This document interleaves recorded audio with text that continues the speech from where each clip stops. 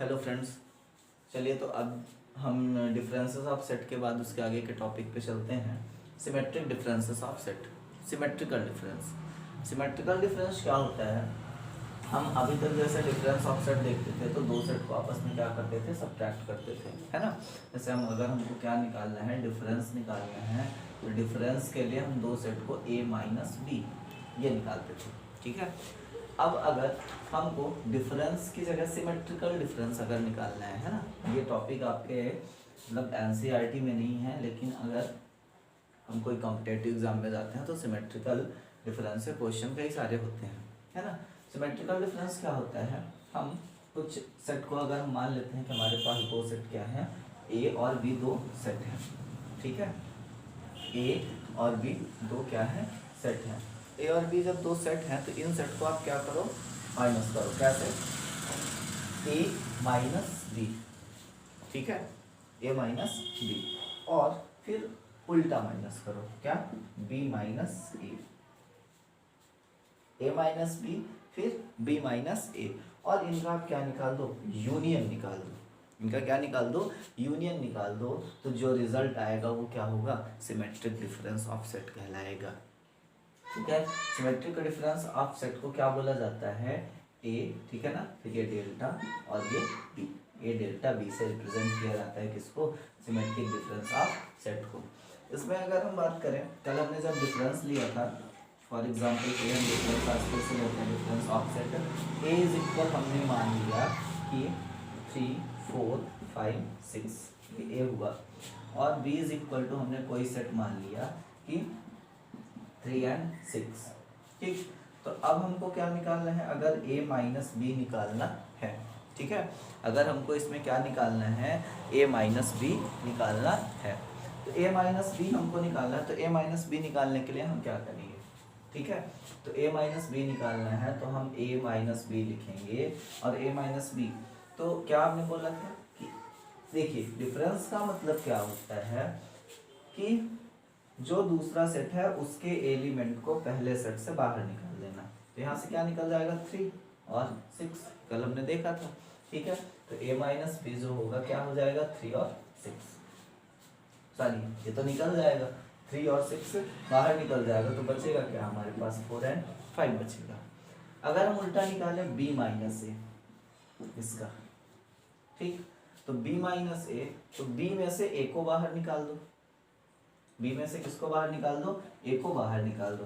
तो b कितना है, 3 और 6, a क्या है, 3 4 5 6, तो 3 और 6 इससे क्या हो जाएगा, निकल जाएगा, 3 और 6 क्या हो जाएगा, निकल जाएगा। तो b के पास बचेगा क्या, कुछ नहीं, b के पास क्या बच जाएगा, कुछ नहीं बचेगा, खाली हो जाएगा, ठीक है ना।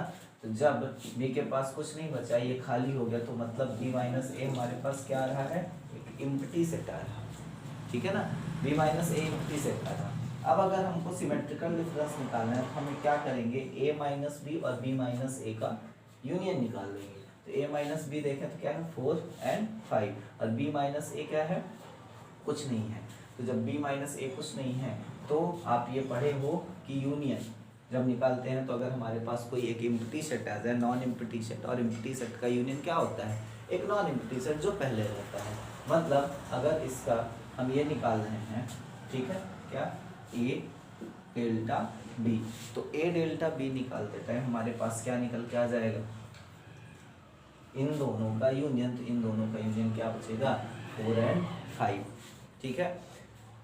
चलिए नेक्स्ट एग्जांपल लेते हैं इसी में, है ना। नेक्स्ट एग्जांपल की बात अगर हम करें तो अगर मान लेते हैं दो सेट हमारे पास क्या होते हैं, set A is equal to 1 2 3 4, और ये क्या हो गया, 5, और set B is equal to, है ना, set B is equal to 3 4 6 7 9, ये हमने लिया। अब हमने इस तरीके से क्यों लिया, क्योंकि पिछले बार क्या हुआ था कि हमारे पास जो b माइनस ए हमने निकाला था, तो b माइनस ए निकालने के बाद वहाँ पर क्या हो गया था, कुछ भी नहीं बचा था, 5 बचा था, जिसकी वजह से कन्फ्यूज़न क्रिएट हुआ होगा कि किस तरीके से हम निकाल सकते हैं a माइनस बी और b माइनस ए का यूनियन। तो आप ध्यान रखे रहना कि अगर ये वाला क्या है, नॉन एम्प्टी है, ये कौन सा अगर आता है, नॉन एम्प्टी सेट होता है अगर ये निकालने पर, और ये क्या होता है एम्प्टी सेट। तो रिजल्ट में फिर क्या होगा इसका यूनियन, यही वाला ये वाला जो पार्ट बचता है A minus B non empty set जो है वही हमारा क्या आ जाएगा रिजल्ट आ जाएगा। ठीक है, ध्यान रहेगा। तो अब इस पे अगर हम क्या निकाल लें इसका a माइनस बी निकालें तो a माइनस बी कितना आ जाएगा, a में से आप b को माइनस कर दो तो 1 2 3 4 5 इसमें से क्या माइनस हो जाएगा 3 4 जो इसमें है, 3 और 4 आप हटा दो तो 3 और 4 जब हटा देंगे तो हमारे पास कितना बचेगा 1 2 और ये 5। ठीक 1 2 5 ये बच जाएगा। देन इसके बाद हम क्या करें उल्टा इसका निकाल दें अपोजिट b माइनस ए, मतलब b में से a को बाहर निकाल दो तो b क्या है 3 4 6 7 9 और a क्या है 1 2 3 4 5। तो इसके a के एलिमेंट कौन कौन से हो रहे हैं b में 3 और 4, तो यहाँ से भी क्या हो जाएगा 3 और 4 बाहर निकल जाएगा, क्या बचेगा 6 7 9 6 7 9। ठीक अब इस चीज को हम क्या निकाल दें इसका यूनियन निकाल दें, इन दोनों का क्या निकाल दें यूनियन, इस फॉर्मूले पे रख दें। मतलब सिमेट्रिकल डिफरेंस निकालना हो तो सिमेट्रिकल डिफरेंस अगर हमको निकालना है तो हम इसको निकाल दें क्या a डेल्टा b। ठीक है, तो a delta b is equal to कितना हो जाएगा भाई यूनियन निकालना, यूनियन कहने का मतलब कि इसमें या तो इसमें, ठीक है ना, आइदर a और b। तो क्या हो जाएगा 1 2 5 6 7 9 1 2 5 6 7 9। ठीक है, तो ये हमारा क्या हो जाएगा सिमेट्रिकल डिफरेंस हो जाएगा। आई होप ये क्या होगा आपको समझ में होगा। अब सिमेट्रिकल डिफरेंस के बाद हमारे पास क्या होता है कि एक्सरसाइज स्टार्ट होती है। उस एक्सरसाइज के आपका क्वेश्चन मैंने सेंड कर दिए थे कल, उसको आप करोगे, देन उसके बाद हम आपको नेक्स्ट एक्सरसाइज सेंड की जाएगी, उसको आप सॉल्व करोगे। तो आज चलते हैं नेक्स्ट एक्सरसाइज के कुछ पार्ट पर जो हमारा क्या होता है कॉम्प्लीमेंट ऑफ सेट। ठीक है, क्या होगा कॉम्प्लीमेंट ऑफ सेट। चलिए, तो नेक्स्ट टॉपिक होता है हमारे पास कॉम्प्लीमेंट ऑफ सेट। ठीक है, ये भी क्या है ऑपरेशन ऑफ सेट का एक पार्ट है कॉम्प्लीमेंट ऑफ सेट। अब ऐसा नहीं कि ये एक्सरसाइज से बाहर है, ठीक है, उस एक्सरसाइज से कम मतलब ऑपरेशन ऑफ सेट वाली एक्सरसाइज से बाहर है, तो इसका मतलब ये नहीं कि ऑपरेशन ऑफ सेट से बाहर है। तो अब तक में आप लोग ये समझ चुके होंगे कि अगर हमको वेन डायग्राम बनाना है तो वेन डायग्राम बनाने का एक मीडियम क्या होता है operation of set. Without operation of set हम वेन डायग्राम पे कोई भी एक्टिविटी नहीं कर सकते हैं। ठीक है, तो वेन डायग्राम बनाने के लिए हमको सबसे इम्पोर्टेंट चीज़ होती है ऑपरेशन ऑफ सेट। ठीक, ऑपरेशन ऑफ सेट में हम चल रहे हैं नेक्स्ट टॉपिक के पे। नेक्स्ट टॉपिक क्या है हमारा complement of set. Complement of set होता क्या है, इसको निकालने के लिए अभी आपने देखिए इसके पहले कई बार आप पढ़ चुके हैं क्या यूनिवर्सल सेट, है ना, यूनिवर्सल सेट। यूनिवर्सल सेट क्या होता है इसकी मैंने बात कर चुकी है कि हम जो कोई भी सेट ले रहे हैं, ठीक है, हम जो कोई भी सेट ले रहे हैं और उस सेट के अंदर जितने भी एलिमेंट हैं वो सारे एलिमेंट हमारी यूनिवर्सल सेट के क्या होंगे पार्ट होंगे। मतलब कोई भी सेट जो बना, ठीक है, वो किससे बना है यूनिवर्सल सेट से बना हुआ है। तो अभी तक क्या था कि कॉम्प्लीमेंट ऑफ सेट निकालने के पहले कोई भी जब हम सेट को पढ़ रहे थे तो वहाँ पर ज़्यादा हमको यूनिवर्सल सेट की रिक्वायर नहीं पड़ रही थी, लेकिन कॉम्प्लीमेंट ऑफ सेट को विदाउट यूनिवर्सल सेट के थ्रू पढ़ पाना पॉसिबल नहीं है। तो आप यहाँ पर इस चीज़ को ध्यान रखिएगा कि अगर कॉम्प्लीमेंट ऑफ सेट हमको पढ़ना है यूनिवर्सल सेट हमारे पास होना जरूरी है। ठीक है, मतलब क्वेश्चन में आपके पास यूनिवर्सल सेट दिया होगा। तो क्या बोल रहा है यहाँ पर कॉम्प्लीमेंट ऑफ सेट कि किसी भी सेट का जो कॉम्प्लीमेंट होगा, किसी भी सेट का कॉम्प्लीमेंट जो होगा, मतलब यहाँ पर सेट हमने क्या माना है सेट ए, ये कि the complement of set A का जो कॉम्प्लीमेंट होगा is the set of all element, is the set of all element. उस सेट के सारे एलिमेंट हैं होंगे, किस सेट के यूनिवर्सल सेट के सारे के सारे एलिमेंट होंगे, लेकिन which are not the element of A, लेकिन उसमें ए का एलिमेंट नहीं होगा। मतलब ए कोई पर्टिकुलर हम सेट ले रहे हैं तो उसका एलिमेंट फिर हम क्या कर देंगे यूनिवर्सल सेट से हटा देंगे। हटाने का मतलब माइनस कर देंगे। तो सिंपल सी बात यहाँ पर आ रही है कि अगर हमारे पास यूनिवर्सल सेट है, इस यूनिवर्सल सेट के अंदर कुछ एलिमेंट है, ठीक, इस यूनिवर्सल सेट के अंदर जब कुछ एलिमेंट थे हमारे पास, अब इसमें से हमने क्या बनाया, एक नया सेट बना दिया, क्या, ए। ठीक है, ए में हमने क्या किया, कुछ एलिमेंट रखे जो श्योर है कि इस यूनिवर्सल सेट का पार्ट होगा। अब अगर हमको ए का कॉम्प्लीमेंट निकालना है, ठीक है, ए का कॉम्प्लीमेंट अगर निकालना है तो ए को छोड़कर सारे जितने बचेंगे वो हम निकाल लेंगे। किस, वो जो बचेगा वो क्या हो जाएगा, हमारा कॉम्प्लीमेंट हो जाएगा। तो छोड़कर मतलब बाहर कर रहे हैं, तो कहने का मीन्स कि यूनिवर्सल सेट में से ए, हम अभी डिफरेंस पढ़े है ना, डिफरेंस और सिमेट्रिकल डिफरेंस हमने पढ़ा, उसमें हमने क्या देखा कि उस पर्टिकुलर सेट को हम क्या करते हैं, बाहर निकाल लेते हैं। मतलब यूनिवर्सल सेट में से ए को आप बाहर निकाल दोगे तो क्या बच जाएगा, कॉम्प्लीमेंट उसका आ जाएगा। ठीक है, तो वही चीज यहाँ पर लिखी है कि the complement of set A is the set of all element of universal set which are not the element of set A. Universal set के सारे एलिमेंट होने चाहिए, लेकिन उसमें जिस सेट का कॉम्प्लीमेंट निकाल रहे हैं उस सेट को के एलिमेंट को हमको क्या कर देना है, बाहर निकाल देना है।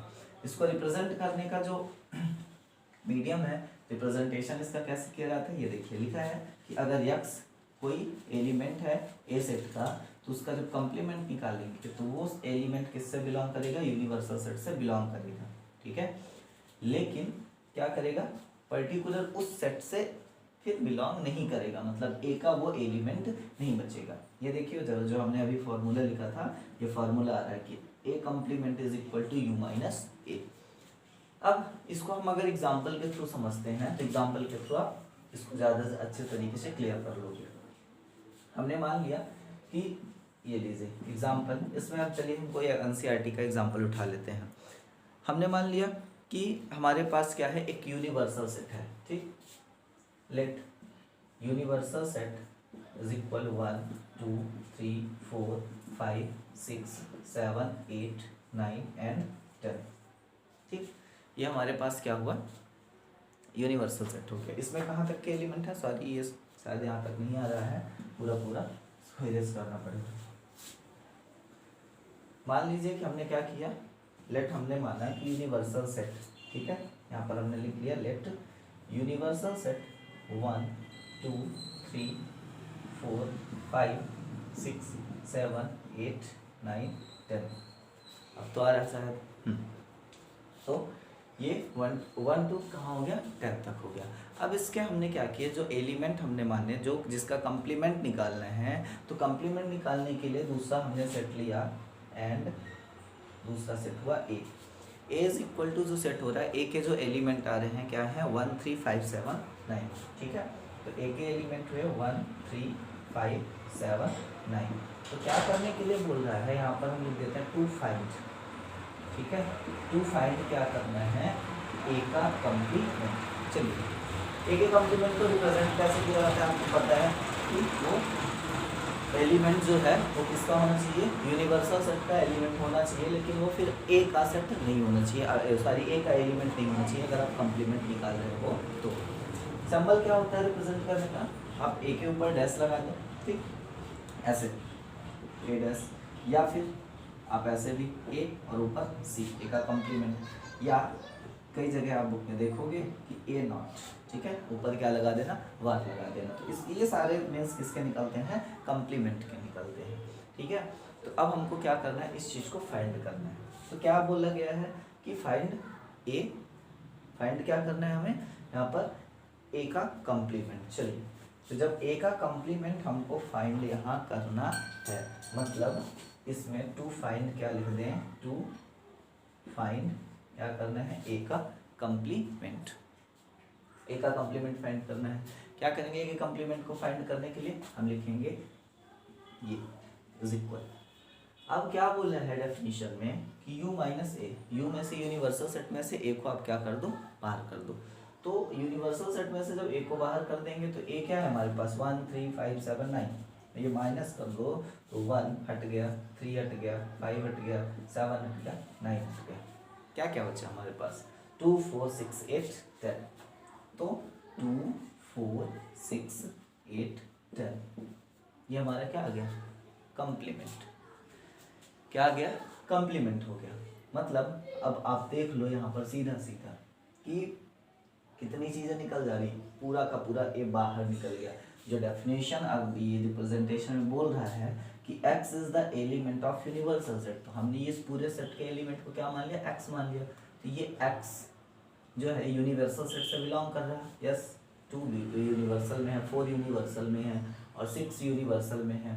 लेकिन क्या लिखा है, x is not the element of A, क्या ये ए में है, नहीं है। ठीक, तो ये होता है। अब अगर यहाँ पर एक इम्पॉर्टेंट चीज है, इसको बड़े ध्यान से देखना, कि अगर कंप्लीमेंट का कंप्लीमेंट निकालने के लिए बोले, ए का कंप्लीमेंट है ये, ठीक है, 2 4 6 8 10, इसका क्या निकालने के लिए बोल दे, कंप्लीमेंट। ठीक है, इस ए कंप्लीमेंट का कंप्लीमेंट, सिंपल सी चीज है, वही चीज ना कि अब कहने का मीन्स ये हो गया कि हमारे पास यह मान लो कि क्या दिया है, अगर क्या दिया है, ए ना दे, इसको सब कुछ टाइम के लिए मान लो कि ये नहीं दिया है। ठीक है, क्या दिया है इसकी जगह, ए कंप्लीमेंट की वैल्यू ये दी, ये हमने लिख लिया कि मान लो कि ये दिया है ए कंप्लीमेंट की वैल्यू 2 4 6 8 10, तो इसका कंप्लीमेंट निकालिए। तो भाई इस चीज को वही करेंगे ना, सेम डेफिनेशन, इस चीज को क्या कर देंगे, यूनिवर्सल सेट से माइनस कर देंगे। जब यूनिवर्सल सेट से माइनस करेंगे तो यूनिवर्सल सेट से अब आप माइनस कर दो, इस क्रॉस को मैं हटा देता हूँ। ठीक है, कि अब हमको नया सेट बनाना है। यहाँ पर क्या है, 1 2 then 3 4 5 6 के बाद 7 8, फिर क्या था, 9 था। तो अब ए कंप्लीमेंट का कंप्लीमेंट निकालना है, तो कंप्लीमेंट ए कंप्लीमेंट क्या, 2 4 6 8 10, तो ये तो माइनस हो जाएगा ना, तो 2 ठीक 4 6 8 10 ये बाहर निकल जाएगा, कितना बचेगा, 1 3 5 7 9। तो ए कंप्लीमेंट का कंप्लीमेंट कितना निकल कर रहा है, 1 3 5 7 9। तो ये 1 3 5 7 9 क्या हो रहा है, क्या है, ए, क्या है, ए। तो हम ऐसा लिख सकते हैं 1 3 5 7 9 की जगह ये ए कंप्लीमेंट का जो कंप्लीमेंट है वो कितना आ रहा है, ए आ रहा है। ठीक है, तो ध्यान रखिएगा, अगर किसी भी सेट का आप कंप्लीमेंट निकाल रहे हो तो उस सेट को यूनिवर्सल सेट से माइनस कर दो, तो क्या निकल जाएगा, कंप्लीमेंट निकल जाएगा। और कंप्लीमेंट का अगर कंप्लीमेंट निकाल रहे हैं, ठीक है, क्या निकाल रहे हैं, कंप्लीमेंट का कंप्लीमेंट निकाल रहे हैं, तो फिर वही पर्टिकुलर सेट आ जाएगा जिसका हम कंप्लीमेंट निकाले थे। एग्जाम्पल में क्लियर हुआ होगा, इसको बोला जाता है कंप्लीमेंट ऑफ सेट। ठीक है, मतलब अब इसको अगर हम वेन डायग्राम में समझ के देखते हैं, ठीक, तो वेन डायग्राम समझने के लिए हम इसमें वेन डायग्राम बनाते हैं। वेन डायग्राम बनाने का जो रूल होता है वो क्या होता है, एक रेक्टेंगल, जो रेक्टेंगल किसको शो करता है, यूनिवर्सल सेट को। ठीक है, हमने ये मान लिया, ये क्या हो गया, यूनिवर्सल सेट को शो कर रहा है यू। ठीक, अब यूनिवर्सल सेट में पूरा का पूरा क्या होगा, एलिमेंट आ जाएगा जो यूनिवर्सल सेट में दिया होगा, 1 2 3 4 5 6 7 8 9 10, ये सब आ गया। अब इसमें ए कोई सेट है, ये हो गया, ठीक है, ए सेट हो गया। अब जब कंप्लीमेंट निकालना है तो यूनिवर्सल सेट में से ए को माइनस कर दो, ये पार्ट क्या कर दो, बाहर निकाल दो। जब इस पार्ट को बाहर निकाल दोगे तो भाई बचेगा क्या हमारे पास, इतना बचेगा ना, ये पूरा, ये जहाँ मैं अंडरलाइन कर रहा हूँ, जहाँ ये डैश साइडेड रीजन, ये पार्ट बचेगा। तो ये क्या कहला जाएगा, ये साइडेड पार्ट जितना भी आ रहा है, दिस इज ए का कंप्लीमेंट, ए कंप्लीमेंट। ठीक है, तो ये होता है कंप्लीमेंट का वेन डायग्राम, है ना। ये कंप्लीमेंट का क्या है, वेन डायग्राम बोला जाता है। चलिए, तो ये होता है हमारा कंप्लीमेंट फाइंड करना। ठीक,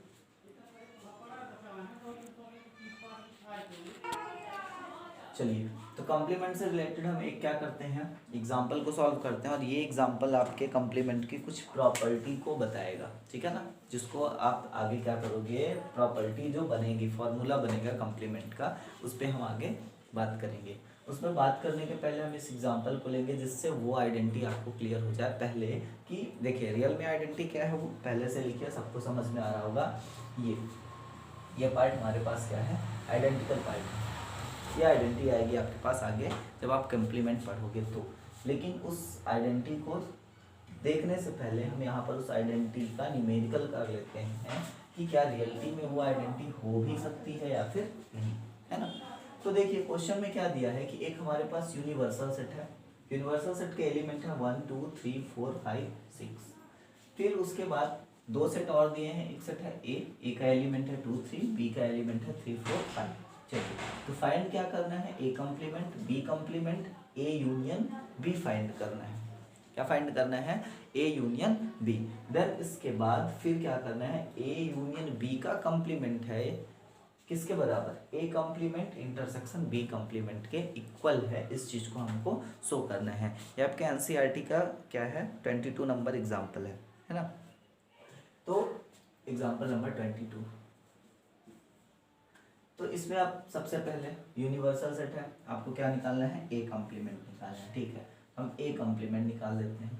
ए कॉम्प्लीमेंट क्या हो जाएगा, यूनिवर्सल सेट में से ए को माइनस कर दो, यूनिवर्सल सेट में से ए को माइनस कर देंगे 2 3, तो 2 3 हटा दो, कितना बचेगा 1 4 5 6।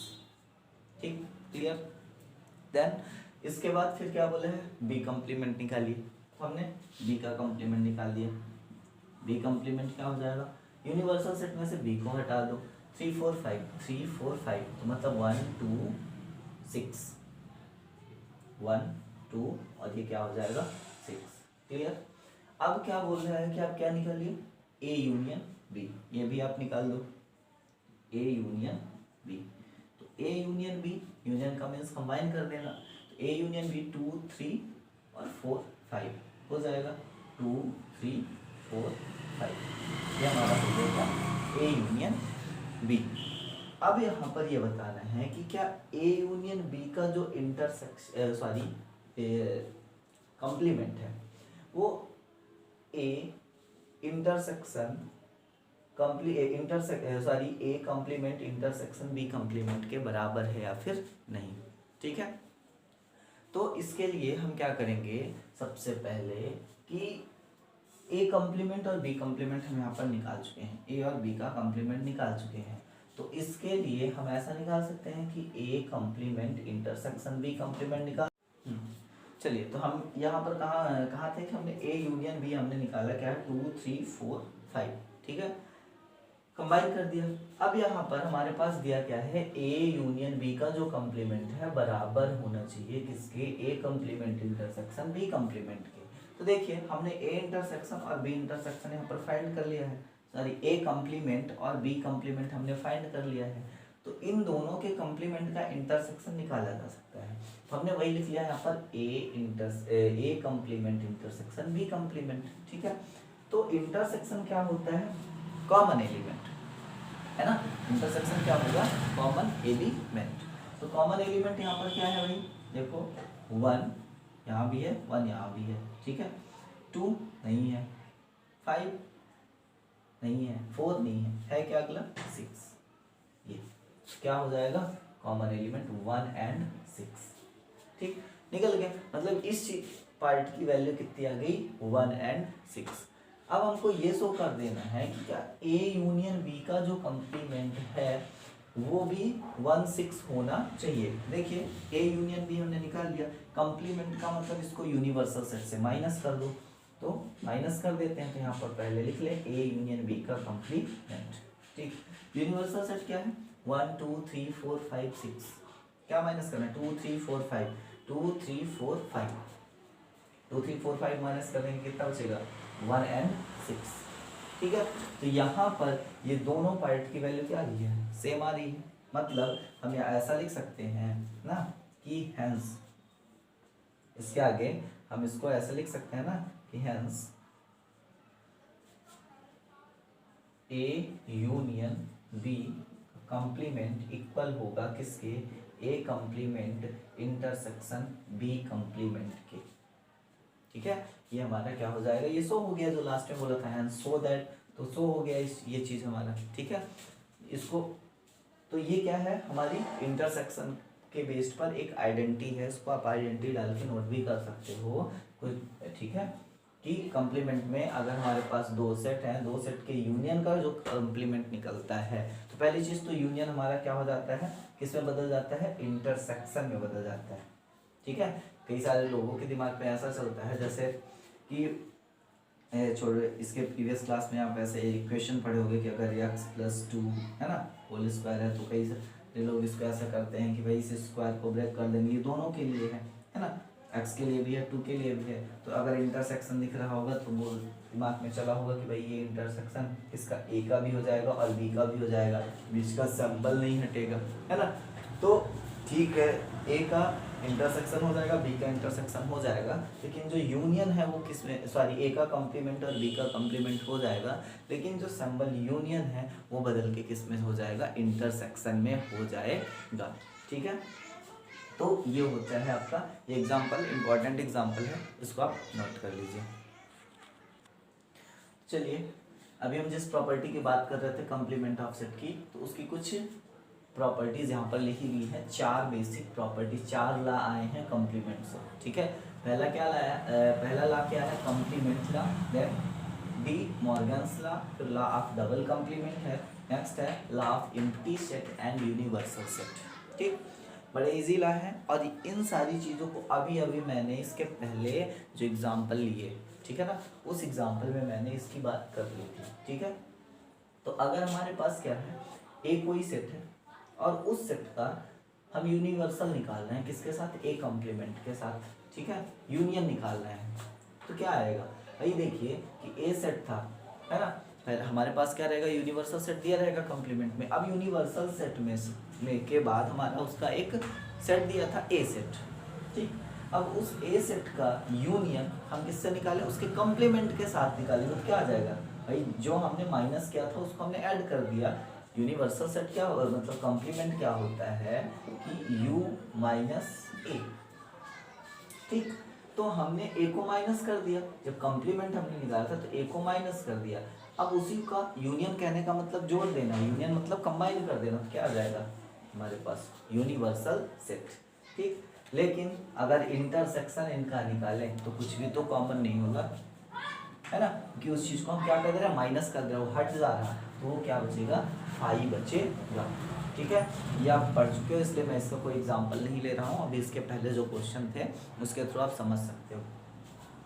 डिमॉर्गन्स लॉ को हमने वेरीफाई ही पहले किया था एक क्वेश्चन लेके, कि अगर हमारे पास दो सेट ए और बी हैं, उसका यूनियन निकालते हैं, देन यूनियन के बाद अगर कॉम्प्लीमेंट निकालते हैं तो क्या हो जाता है, यूनियन इसमें कन्वर्ट हो जाता है, इंटरसेक्शन में कन्वर्ट हो जाता है। ठीक है, और साथ ही साथ उसका कॉम्प्लीमेंट निकल जाता है, मतलब A intersection, sorry A complement intersection B complement.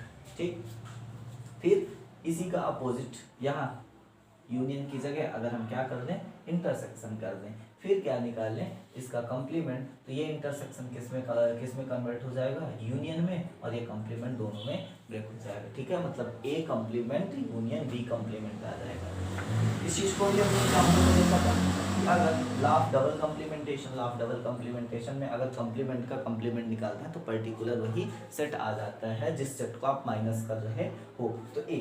फिर बेसिक सी बात है ना, empty set and universal set. वही एम्प्टी सेट का अगर आप कॉम्प्लीमेंट निकालोगे, मतलब कुछ नहीं माइनस, यूनिवर्सल सेट में आप कुछ माइनस नहीं कर रहे हो, तो क्या बचेगा, यूनिवर्सल सेट ही बचेगा। और अगर यूनिवर्सल सेट का कॉम्प्लीमेंट निकाल रहे हैं, मतलब पूरे के पूरे यूनिवर्सल में कॉम्प्लीमेंट कहने का मतलब माइनस कर देना, पूरे के पूरे यूनिवर्सल को ही माइनस कर दो, तो क्या बचेगा, कुछ नहीं, नथिंग, मतलब 5।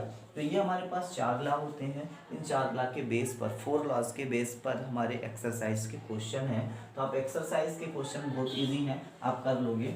मैं इन सारे जो ऑपरेशंस थे उन ऑपरेशन के ऑपरेशन के से रिलेटेड कुछ एक्स्ट्रा क्वेश्चन लेके आऊँगा, उस एक्स्ट्रा क्वेश्चन पे हम बात करेंगे। ठीक है, अब इसके बाद जो हमारे पास सेट थ्योरी में जो लास्ट पार्ट आता है, लास्ट पार्ट क्या आता है, प्रैक्टिकल प्रॉब्लम्स।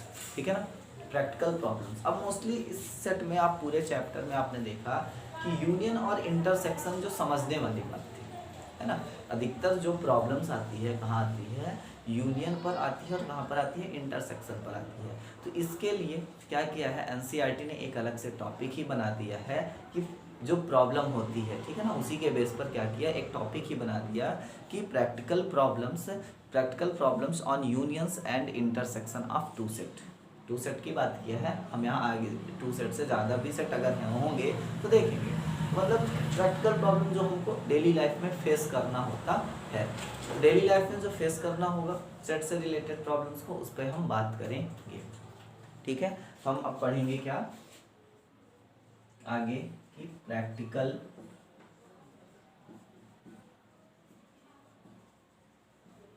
प्रॉब्लम्स, ठीक है, practical problems on union and intersection of two set, on union and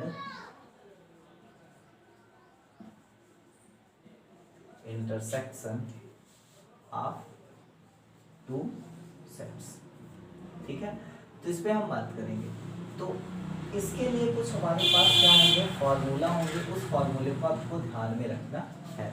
इस फार्मूले के बेस पर कुछ क्वेश्चन को सॉल्व करेंगे। चलिए, practical problems on union and intersection of two set पे अगर हम बात करते हैं तो सबसे पहली चीज आप इस एन वर्ड का, आप यहाँ पर दो फार्मूले देख रहे हैं, इन दोनों फार्मूले में क्या देख रहे हैं, एन वर्ड यूज कर रहे हैं, है ना। नंबर ऑफ एलिमेंट की बात कर रहा है, एन कहने का मतलब नंबर ऑफ एलिमेंट मीन्स अगर हमारे पास क्या है, ध्यान रखिएगा कि ए और बी कोई क्या हो, फिनिट सेट हो। यहाँ पर जो बात करेंगे हम फाइनाइट सेट की बात करेंगे, फाइनाइट सेट में ये सारी चीज़ें यूज होती हैं। तो भाई हम उसको सॉल्व कर सकेंगे। अगर इनफाइनाइट सेट है तो पहले से ही वो किस में चला जाएगा, अजम्पशन में चला जाएगा, तो उसको हम सॉल्व नहीं कर पाएंगे, ठीक। तो अगर ए और बी क्या है, कोई फाइनाइट सेट है और अगर हम उसका इंटरसेक्शन निकालते हैं, और इंटरसेक्शन क्या होता है, एम्प्टी सेट होता है। अगर इंटरसेक्शन क्या हो जाता है, उल्टा इंटरसेक्शन क्या हो जाता है, एम्प्टी सेट हो जाता है, तब ए यूनियन बी में टोटल नंबर ऑफ एलिमेंट कितने होंगे, ठीक है। तो ए और बी में टोटल नंबर ऑफ जो एलिमेंट हैं वो कितने होंगे, ए सेट के एलिमेंट और बी सेट के एलिमेंट को हम ऐड कर देंगे तो हमारे पास क्या हो जाएगा, number of A union B का जो एलिमेंट है निकल आएगा, ठीक। ये इजी है। अब देखिए यहाँ पर हम इसको क्या करेंगे, ये जो सारी के सारे फॉर्मूले हैं इसको डिराइव करेंगे वेन डायग्राम के थ्रू। वेन डायग्राम से आप इजीली तरीके से समझ लोगे। फिर अगर क्या हो कि इस चीज़ को, इसकी कंडीशन आई है ना कि अगर हमारे पास फाइनाइट सेट हो लेकिन इंटरसेक्शन क्या हो, एम्प्टी सेट हो। अब यही चीज़ ए और बी हमारा फाइनाइट सेट तो हो लेकिन जो उसका इंटरसेक्शन हो नॉन एम्प्टी सेट हो, तो नॉन एम्प्टी सेट की कंडीशन में आपका देखो यहाँ पर सेम यही होगा और माइनस कर देना पड़ेगा इंटरसेक्शन ए इंटरसेक्शन बी, ठीक है। Number of A intersection B हमको माइनस कर देना पड़ेगा, मतलब ठीक, number of A union B is equal to number of A plus number of B minus number of A intersection B, ठीक है। तो आप इसको अगर थोड़ी इस तरीके से समझ लो कि मान लो फर्स्ट नंबर ये है, देन उसके बाद ये होता है, मतलब पहले अगर हम ये मान लेते हैं कि इंटरसेक्शन क्या होता है, चलिए इसको ऐसा कर लेते हैं, यहाँ पर पहले कर लेते हैं, इससे समझने में आपको ज़्यादा प्रॉब्लम नहीं होगी। इसको हम मान लेते हैं नॉन एम्प्टी मान लेते हैं, ठीक है, और इसको हम मान लेते हैं एम्प्टी, ठीक है। जब एम्प्टी मान लेंगे ये चीज़ कहाँ चली जाएगी, माइनस यहाँ एन ए इंटरसेक्शन बी, और ये हमारा इतना रहेगा, ठीक है। तो इसकी हम बात करते हैं, ये फॉर्मूला है कैसे, ये क्यों हो रहा है भाई। अगर हमारे पास कोई चीज़ है, कलेक्शन हमने किया, ठीक है, कलेक्शन करने के बाद उसके टोटल नंबर ऑफ एलिमेंट की अगर हम बात कर रहे हैं तो दोनों सेट के एलिमेंट को ऐड कर देंगे, लेकिन यहाँ पर कुछ माइनस करने की भी बात कर रहा है। तो भाई देख इसको समझो वेन डायग्राम के थ्रू कि कैसे ये माइनस हो रहा है। हमने ये वेन डायग्राम बनाया, this is universal set. Universal set के बाद अगर हम यहाँ क्या कर दें, ये दो पर्टिकुलर सेट हमने बना दिया, ये क्या हो गया, ए हो गया, ये क्या हो गया, बी हो गया, ठीक है, दो सेट के एलिमेंट हो गए। अब यहाँ पर हमको क्या निकाला है, N A union B, N A union B. तो ये तो पूरा पार्ट ये हमारा क्या हो रहा है, ए को शो कर रहा है, और ये पूरा पार्ट किसको शो कर रहा है, बी को शो कर रहा है। लेकिन ये देखिए जब ए और बी में हम जा रहे हैं, जब हम पूरे ए को लेते हैं तो ए को लेंगे कहाँ तक पहुंचेंगे, ये पूरा आ जाएगा, ठीक है, ये पोर्शन आ गया। बी को लेंगे मतलब ये पार्ट एक बार ए में आ चुका, अब जब बी को लेंगे तो फिर से क्या होगा, ये पार्ट फिर से आ जाएगा, है ना।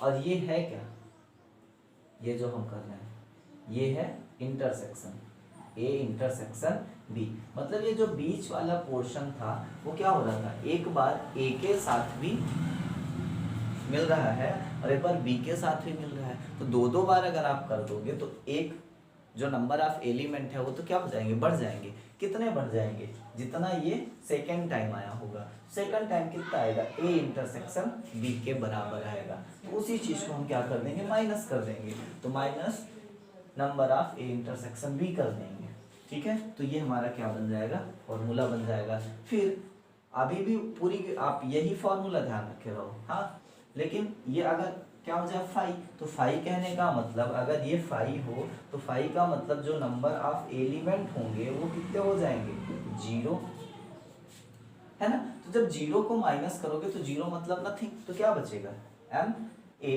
प्लस एन बी बचेगा, है ना। अभी भी हम कर माइनस ही रहे हैं, लेकिन यहाँ पर कहने का मतलब ये हो रहा है कि इंटरसेक्शन क्या हो रहा है, फाइव, सॉरी इंटरसेक्शन क्या आ रहा है यहाँ पर, फाइव आ रहा है। फाइव कहने का मतलब कोई भी चीज कॉमन नहीं हो रही है, जब कॉमन नहीं हो रही है तो इसको हम क्या बोल सकते हैं, या तो एक कॉन्सेप्ट ये लगा के समझ लें कि इंटरसेक्शन कितना हो जाएगा, जीरो हो जाएगा, जीरो मतलब नथिंग, ठीक है, तो कुछ नहीं होगा, माइनस। और दूसरी चीज आप ये भी पढ़े हो कि अगर हम क्या करें, दो सेट लें और दो सेट में से अगर उसका इंटरसेक्शन निकाले और इंटरसेक्शन फाइव आ जाता है तो दोनों क्या हो जाते हैं, डिसजॉइंट सेट होते हैं, कोई रिलेशन नहीं होगा। जब कोई रिलेशन नहीं होगा तो जितने एलिमेंट भाई ए में है तो ए के एलिमेंट को आप बी के एलिमेंट से सीधे सीधे ऐड कर दो, तो क्या आ जाएगा हमारा N A union B, number of element in A union B, ठीक है। तो ये समझ में आएगा। अब इसके बाद जो हमारे पास एक नेक्स्ट फार्मूला होता है उसकी बात करेंगे। चलिए तो हम अब करते हैं इसके लास्ट फार्मूले की बात कि अगर हमारे पास तीन सेट हो, अभी जैसे मैंने बोला था पहले से कि हेडिंग में क्या लिखा था, टू सेट, है ना, लेकिन हम बात करेंगे मोर देन टू सेट की भी बात करेंगे। यहाँ पर तीसरा सेट है, सी आ गया।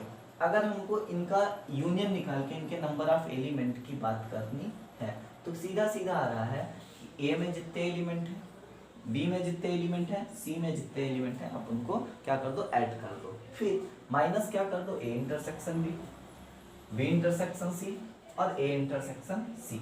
इन माइनस करने के बाद फिर ए बी सी के इंटरसेक्शन को क्या कर दो, ऐड कर दो, ठीक। ये तो फार्मूला हुआ, आप इसको ध्यान रख लो। ये आया कहाँ से, ये हमने माइनस क्यों किया, फिर लास्ट में प्लस क्यों किया। चलिए वेन डायग्राम पे चलते हैं। यहाँ पर तीन सेट हैं, ठीक है, हम इसको वेन डायग्राम को थोड़ा और बड़ा लेते हैं तीन सेट को शो करने के लिए। तीन सेट को शो करने के लिए हमने क्या किया, ये दिस इज यूनिवर्सल सेट ए हुआ और हमने ये मान लिया सेट बी और ये हमने मान लिया क्या, सेट सी, ठीक। ए बी और ये क्या हुआ, सी। नंबर पहला क्या बोला, A union B union C, मतलब ये पूरा हमको निकालना है। पूरा कैसे निकलेगा, देखिए नंबर ऑफ ए मतलब यहां तक पूरा आ जाएगा, ये समझ जाओगे आप।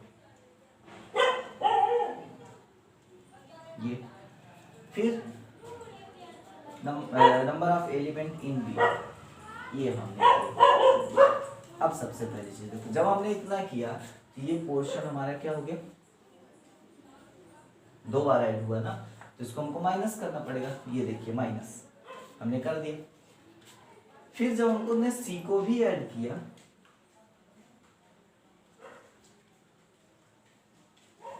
ये तो जब हमने सी को ऐड किया तो सी को ऐड करने के बाद फिर से देखो कि ये जो पोर्शन है हमारा फिर से निकल के क्या हो रहा है, कॉमन हो रहा है ना।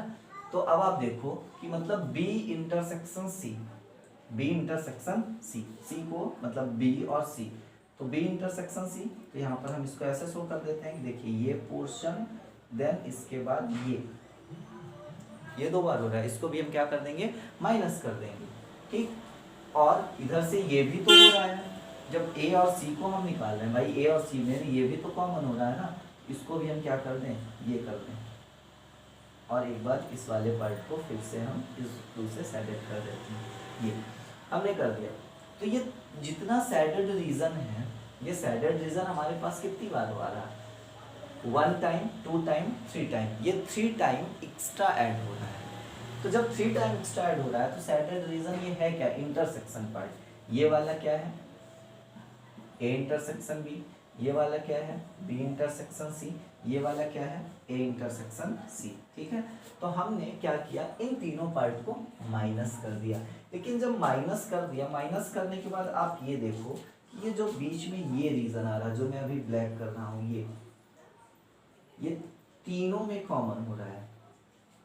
ठीक है, जब ए बी सी तीनों में कॉमन हो रहा है, तो मतलब ये क्या हो रहा है, एक्स्ट्रा और माइनस हो रहा है। कितनी बार एक्स्ट्रा माइनस हो रहा है, इधर से भी ए से भी माइनस हुआ एक बार, बी से भी एक बार, और सी से भी एक बार माइनस हुआ। जबकि देखिए एक बार आ चुका था, ठीक है, फिर एक बार और माइनस हो गया, है ना। अब इधर से जब हम माइनस कर रहे हैं तो फिर से एक बार माइनस हो रहा है, तो इतना पार्ट हमारा हट जा रहा है ना।